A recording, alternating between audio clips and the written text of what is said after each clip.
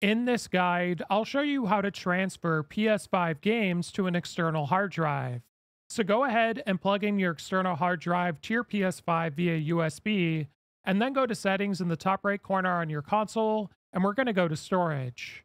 Now go to USB Extended Storage, and you should see your SSD or whatever have you appear here, and you may have to format it, so it's going to delete everything on your hard drive, and then you'll be able to use it on your PS5.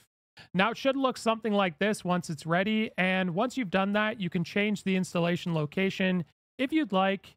And if we go to console storage and go to games and apps, here you'll be able to select games. For example, I'm going to select Abzu, and it says select items to delete or select items to move.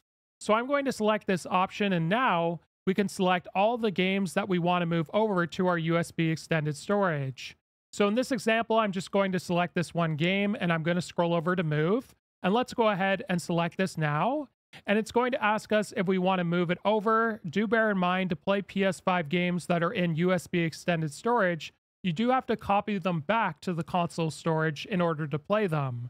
So I'm going to go to OK.